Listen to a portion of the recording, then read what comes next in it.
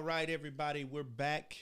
Here's another episode. I'm Bishop Chris Johnson, or AKA the Greatness Coach, bringing you Pastor Plus podcast that helps pastors understand that there's more to life than your pulpit assignments. I want to push you to understand that you can say yes to the call. Yes, you're a pastor, plus so many other things, if and only if you desire to walk in it.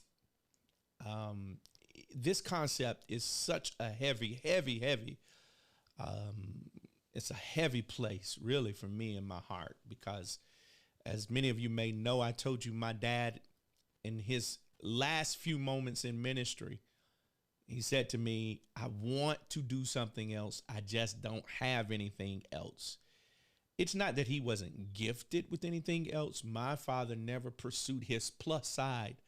He had so many different other gifts and skills and talents, but he shelved those gifts so that he could pastor.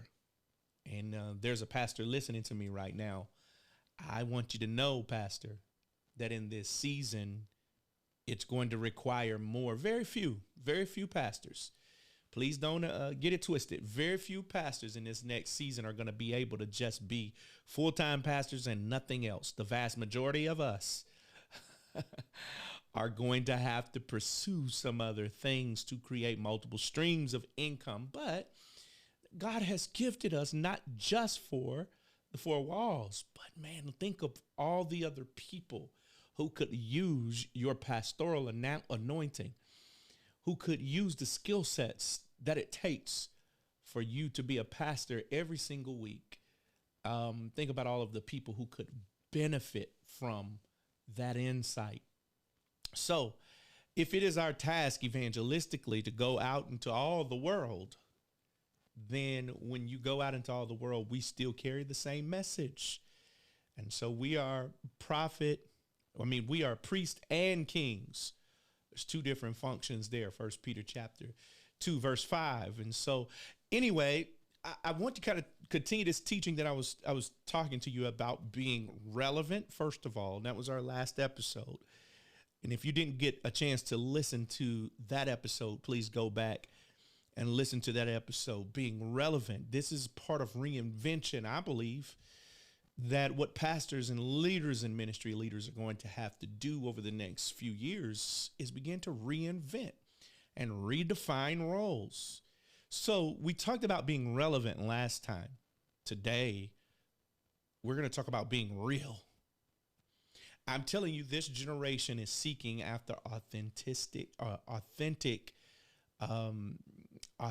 leaders, real leaders, people who are not living artificial lives before everyone. And then, it's this double standard. They're looking for real. And so what I want to really drive home in this episode is pushing leaders and pastors to find ways to communicate and expose people to the real you. Yeah.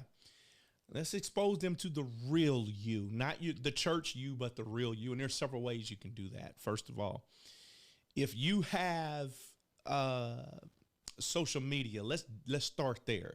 If you have social media and you're putting out content on social media, one of the most popular forms of content you can put out there is anything that shows them your personal life.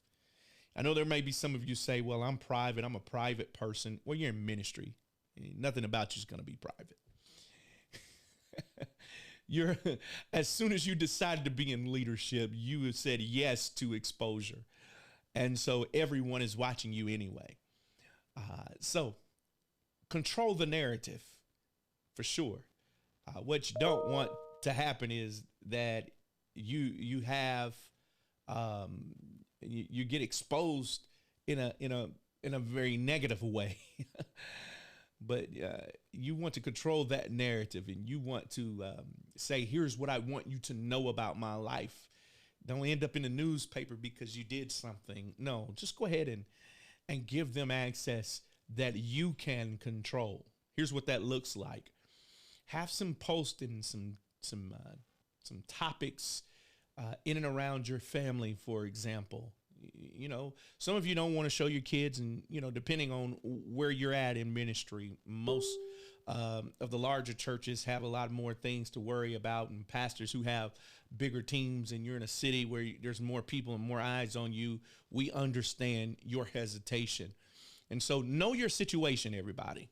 But for the most part, even if you wanted to just isolate yourself, maybe had a picture of you and your family eating dinner and everybody goes around the table and says something, or being at a child's football game or soccer game and just kind of show, hey, I'm here, I'm checking in, and maybe some shots of you spending a little family time, you and your wife going out on a date. People eat that kind of stuff up. And the reason why is we live in a reality TV type generation. People want to think that it's real and this is the real you. We don't want fake. We want to know what it means to be you as a person. And so those are just some ideas as far as putting some real content out on your social media. Okay. If you're a pastor and you're listening, you can do some very laid back social events. We did an event called Meet the Pastor one year, and went over real well. Or, you know, new people. Our church was fairly new at the time, and I had a lot of people who didn't really know who I was. They saw me on Sunday. You know, we had people that were going to our church who didn't even know my wife was my wife. So Meet the Pastor, and I brought my whole family up, introduced them, and, you know, everyone was able to ask me any question. Again, let me say this, Pastor, know your situation. Some of you can't bring everybody in and just get an open mic and have everybody ask questions, and we understand that. But just know who you are, you know, know who you are as a pastor, and know what situation you're in. Another way you can stay real is do some behind the scenes footage. Those of you, by now, most pastors and most churches have adjusted to this virtual space. Okay, whether you're streaming online or recording your worship experiences and then posting them again. So most of us have adjusted. And if you've not done that, I would encourage that. We've got some more information. If you can check some of the earlier episodes, we talk about what things to consider when streaming and things of that nature. But now that you're in that space, do some behind the scenes things. On our social media, if you go to our social media, some of our most viewed content is not even the sermons. It's me having a little motivational time before I get ready to go out to preach. This is behind the scenes, me in the office getting ready to come out. And those are very, very effective. It's almost as if people want to know what's going on in my mind before I come out. So if you're a pastor listening, even if you're a ministry leader and you're serving that day, show the ushers getting ready to go out in prayer. Show the praise team getting ready to go out to minister, and they're in prayer. These are all very powerful moments that people are interested in for some reason. And I think that reason is people want to know what really is going on. So keep that in mind. The behind the scenes, small group appearances. As the pastor or leader, if you have small groups coming, serving, pop up and just kind of sit with them, encourage them. You know, I found myself here lately, I'm traveling around to different teams and sitting in meetings. And, you know, as we're trying to acclimate this transitioning, getting people back in church and having to combat this ideology of staying at home and, you know, the virtual space. I'm spending a lot more time with these small groups and with these teams. And that's just something that you have to do.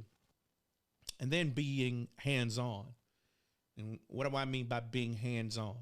Being present. You know, I've seen some church models where the pastor is untouchable. The pastor is very distant.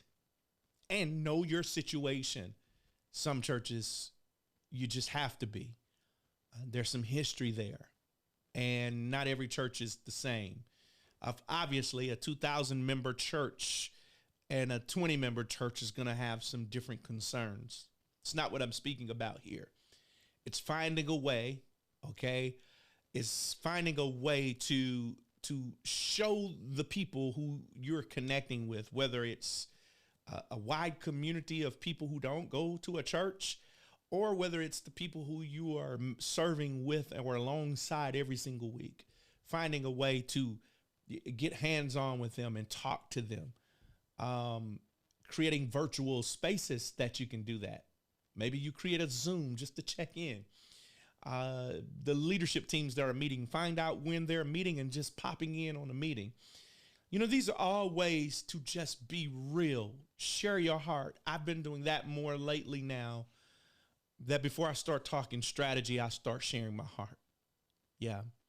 Before I start sharing, here's where we want to go, I start talking about why we want to go there.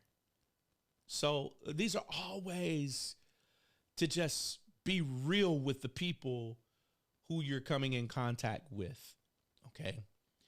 This has been this episode talking about reinventing ourselves as pastors and leaders, reinventing in this next season. I believe we're going to have to do a lot more of this before it's all said and done. Okay. Well, I am not out of message, but I'm just simply out of time. And so until we've had a chance to kind of navigate these things again, which would be the next episode, I'm Bishop Chris Johnson, aka the Greatness Coach. See you on the next episode. God bless.